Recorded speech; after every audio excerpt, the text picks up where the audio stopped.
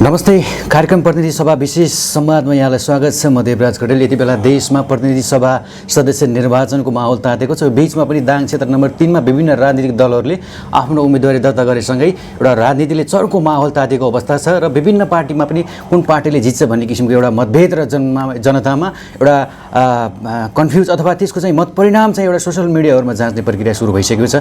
राजनीति भनेको देशको चाहिँ नीति निर्माण गर्ने हो र एउटा चाहिँ देशको चाहिँ ब्रेन हो पनि भनिन्छ। यो बीचमा नेपालको व्यावसायिक क्षेत्रमा नेपालको राजनीति प्रभाव के छ हैन, अहिलेको प्रतिनिधि सभा निर्वाचनमा व्यावसायिक क्षेत्रले कसरी हेरेको छ राजनीतिलाई, यसबारेमा आज हामी तुलसी उद्योग वाणिज्य सङ्घका अध्यक्ष विनिल केसीसँग राजनीति र व्यवसायको सम्बन्ध र अहिलेको क्षेत्र नम्बर 3 मा कस्तो नेतृत्व आवश्यक छ भन्ने विषयमा कुराकानी गर्दैछौँ। आउनुहोस्, उहाँलाई स्वागत गरौँ। सर, स्वागत छ। नमस्ते। आराम हुनुहुन्छ? हजुर, ठिक छ। क्षेत्र नम्बर 3 को अहिले यति बेला जुन राजनीतिक माहौल तातेको छ, यहाँ केही समय अगाडि पनि कङ्ग्रेसबाट हैन तुलसीपुर नगरको उपसभापति भइसक्नु भएको छ र क्षेत्र नम्बर 3 को अहिलेको राजनीतिक उम्मेदवारको चाहिँ नि नेतृत्वहरूले गरेका एजेन्डाहरू भाषाहरू र समग्र क्षेत्र नम्बर 3 लाई कस्तो किसिमको राजनीतिक व्यक्तिको चाहिँ आवश्यक छ जस्तो लाग्छ?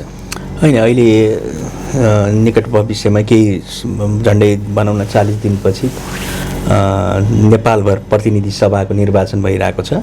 यसमा चाहिँ निजी क्षेत्रले एउटा यसलाई स्वागत पनि गरेको छ। जहिले पनि के हुन्छ त भनेपछि निर्वाचन प्रक्रिया भनेपछि लोकतन्त्रको एउटा अभ्यास पनि हो, यो डेमोक्रेसीको एउटा अभ्यास हो। त्यो कारणले पनि निजी क्षेत्रले तुलसीपुर उद्योग वाणिज्य सङ्घले मात्र होइन, देशकै ठुलो निजी क्षेत्रको छाता सङ्गठन नेपाल उद्योग वाणिज्य सङ्घले पनि, नेपाल उद्योग वाणिज्य महासङ्घले पनि यसलाई स्वागत गरेको छ। यसलाई एकदम पोजिटिभ रूपले हेरेको छ। अहिले पछिल्लो समय यति बेला जेनजी आन्दोलन भइसकेपछिको परिणामको अवस्थामा छौँ हामी हैन। देशको चाहिँ अगाडि हेऱ्यो भने अर्बौंको सम्पत्ति क्षति भएको भनेर विभिन्न तथ्याङ्कहरूले देखाएको छ। जेनजी आन्दोलनपछि तहस-नहस र क्षति भएको अर्थतन्त्रलाई माथि उठाउन दाङ क्षेत्र नम्बर 3 मा कस्तो किसिमको व्यावसायिक यात्रा सुरु गर्नुपर्ने छ र यसको लागि तुलसी उद्योग वाणिज्य सङ्घले कस्तो तयारी गर्दैछ? यसमा विशेष गरी अब जेनजी आन्दोलनको कुरा आइसकेपछि जेनजी आन्दोलनका क्रममा देशभर नै सरकारी सम्पत्तिहरूको ठुलो क्षति भएको छ। त्यसै गरी निजी क्षेत्रका धेरै व्यावसायिक प्रतिष्ठानहरूको पनि ठुलो क्षति भएको छ। यो चाहिँ अब यसलाई चाहिँ कमब्याक गर्न मलाई लाग्छ समय पनि आवश्यक पर्छ र एउटा ठुलो पुँजी पनि आवश्यक पर्छ। विशेष गरी अब यो निजी क्षेत्रको कुरा गर्नुपर्दा यो एउटा त आन्दोलनको क्रममा एउटा स्ल्याब पनि हो निजी क्षेत्रको लागि। त्यो हिसाबले पनि अब यसलाई रिभाइभ गर्नुपर्छ भन्ने हाम्रो मान्यता छ। तर अब त्यहीँनिर क्षति भइसकेपछि चाहिँ हामी क्षति भएको छ भनेर निजी क्षेत्र चाहिँ अगाडि नबढ्ने अथवा स्टेबल्ली एउटै ठाउँमा बस्ने भन्ने त्यो चाहिँ हुँदैन। हामीले कहीँ न कहीँ के गर्नुपर्ने हुन्छ भने पुनर्निर्माणका कार्यक्रमहरू अगाडि बढाउनु पर्ने हुन्छ। निजी क्षेत्रले पनि आफ्ना जति पनि व्यावसायिक प्रतिष्ठानहरू छन् यसको विषयमा चाहिँ अब रिभाइभ गर्ने, यसलाई भनौँ न रिइन्स्टल गर्ने कार्यक्रमहरू गर्नुपर्ने हुन्छ र जे जस्तो अवस्था भए पनि अगाडि चाहिँ बढ्नै पर्ने हुन्छ।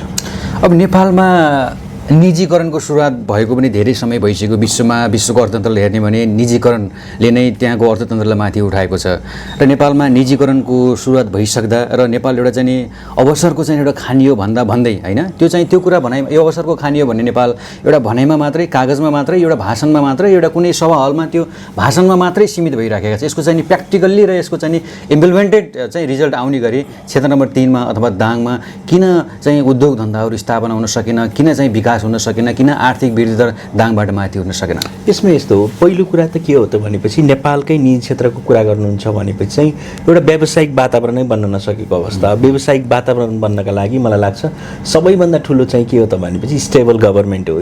एउटा सरकार आएपछि चाहिँ 5 वर्षसम्म चाहिँ उनीहरूको पोलिसी इन्ट्याक्ट हुनुपर्छ, उनीहरूले काम गर्ने शैली इन्ट्याक्ट हुनुपर्छ र जुन सरकार आए पनि के हुन्छ त भनेपछि एउटा जुन कमिटमेन्ट हुन्छ प्राइभेट सेक्टरप्रति त्यो चाहिँ निरन्तर रूपले अगाडि बढ्नुपर्छ भन्ने हो। तर अहिलेको पछिल्लो अवस्थामा कस्तो भएको छ त भनेपछि हरेक 1 वर्ष हरेक 1.5 वर्षमा चाहिँ चाहे त्यो भनौँ न चाहे त्यो सङ्घीय सरकार होस् चाहे त्यो प्रदेश सरकार होस् त्यहाँ चाहिँ अनस्टेबिलिटी छ। त्यसले गर्दा के गरेछ त भनेपछि प्राइभेट सेक्टर निजी क्षेत्र चाहिँ त्यति कन्फिडेन्स चाहिँ छैन। भनेपछि प्राइभेट सेक्टर माथि उकास्नको लागि अथवा हरेक क्षेत्र माथि उठ्नको लागि सरकार र नेपालको चाहिँ राजनीति स्थिर राजनीति हुनुपर्छ, सही नियम कानुन हुनुपर्छ भन्ने हजुरको धारणा? एकदम त्यसमा चाहिँ अब जस्तै भन्यो भने जहिले पनि हामी त निजी क्षेत्र भनेपछि त जहिले पनि हामी सिस्टम राम्रो हुनुपर्छ र बनाइएका सिस्टमहरू चाहिँ हुबहु इम्प्लिमेन्टेसन हुनुपर्छ भन्ने छ। हरेक चिज हरेक नीति हुन सक्छन्, हरेक कानुनहरू हुन सक्छन्, अथवा जे जस्ता चिजहरू हामीले कागजमा हेर्छौँ, चाहे त्यो बजेटको कुराहरू हुन सक्छन्, चाहे त्यो कानुनका हुन सक्छन्, चाहे त्यो नीतिका कुराहरू हुन सक्छन्, तिनी चाहिँ हुबहु इम्प्लिमेन्टेसन हुनुपर्छ भन्ने निजी क्षेत्रको जहिले पनि मान्यता हो। र त्यही नभएको हुनाले चाहिँ अहिलेको यो अवस्था आइपरेको हो जस्तो लाग्छ मलाई।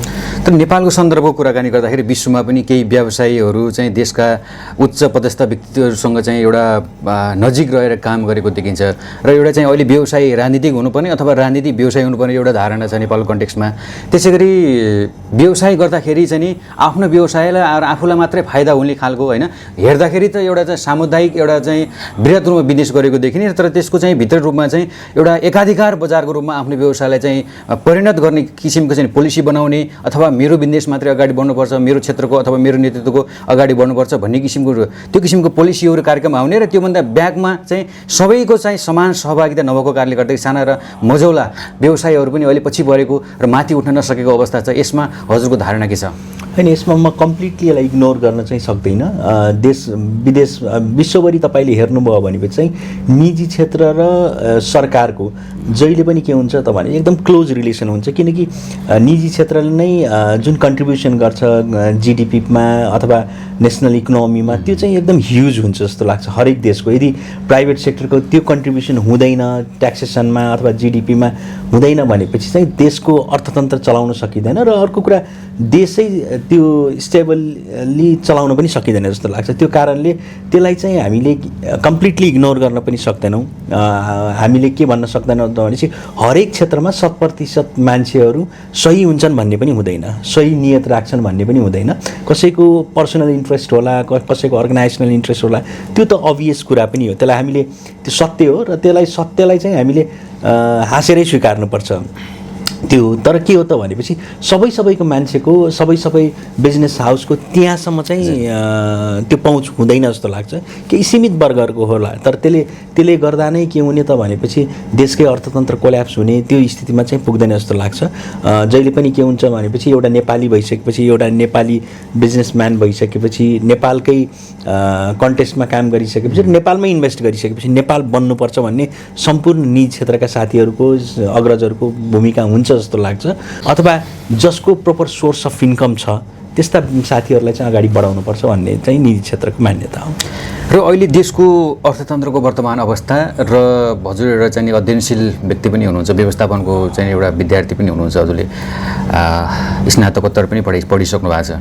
देशको अर्थतन्त्रलाई माथि उठाउन एक्सपोर्टसँग सम्बन्धित, निर्यातसँग सम्बन्धित व्यवसाय गर्नुपर्छ र हजुरको कार्यकालमा र हजुरको अध्ययनमा दाङ जिल्लाबाट निर्यात हुने खालका व्यवसायहरू सुरुवात हुँदैछन् कि छैनन्, अथवा किन हुन सकेनन् र त्यो हुनको लागि यहाँको नेतृत्व र यहाँको लिडरसिप कस्तो हुन्छ? होइन, एक किसिमले अब एक्सपोर्ट बिजनेसहरूलाई अब प्रायोरिटी दिनुपर्दा अब मेनली चाहिँ के हो त भनेपछि हामी अहिले स्थानीय तहले पनि के गरिरहेको छ त भनेपछि धेरै स्थानीय सरकारले धेरै इन्भेस्टमेन्ट गरेको छ प्रोडक्सन गर्नका लागि अथवा उत्पादनलाई जोड्नका लागि धेरै चिजहरू गरेको छ। तर अब माइक्रो म्यानेजमेन्ट गरेर हेऱ्यो भनेपछि चाहिँ अहिले कस्तो अवस्था देखिन्छ त भनेपछि हामीले क्वालिटीको विषयमा हामीले कन्सर्न देखाएनौँ कि होइन।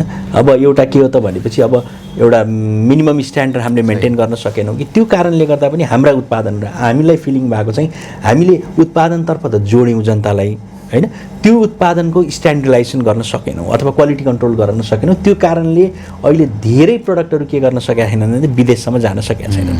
साना कुराहरू छन्, जस्तै ब्रान्ड रेजिस्ट्रेसनका कुराहरू छन्, त्यसमा हामीले सपोर्ट गर्न सके, हाम्रो आँखै पुगेको छैन सरकारको होइन। अब ब्रान्ड रेजिस्ट्रेसन गर्नलाई एउटा उद्यमी लाग्यो भने झन्डै 1 वर्ष लाग्छ होइन। त्यो चिज चाहिँ अहिलेको अवस्थामा एफोर्ड गर्न सक्दैन। त्यो कारणले त्यस्ता चिजहरू हामी गर्न सक्यौँ भने चाहिँ अभियसली हामीसँग प्रोडक्ट छ, प्रोडक्टहरू बनाउने विधि पनि छ, हामीसँग म्यान पावर छ, प्रोडक्टहरू पनि रेडी भएको छ, तर त्यो प्रोडक्टको इन्टरनेसनल प्लेटफर्म जोड्ने नेटवर्क पनि छ। तर त्यहाँसम्म पुर्याएर त्यसको भनौँ न अब त्यसलाई नै कल ब्याक गर्नु पऱ्यो भनेपछि चाहिँ अर्को समस्या आउँछ। त्यो कारणले गर्दा के भने चाहिँ अब चाहिँ हामीले जति पनि इन्भेस्ट गर्छौँ स्ट्यान्डर्डाइजेसन र क्वालिटी कन्ट्रोलमा गऱ्यौँ र त्यो गर्न बित्तिकै एउटा ढोका खुल्छ जस्तो लाग्छ। अनि अर्को चाहिँ अब हामीसँग जोडिएका जिल्लाहरू छन्, सल्यान छ, रुकुम छ।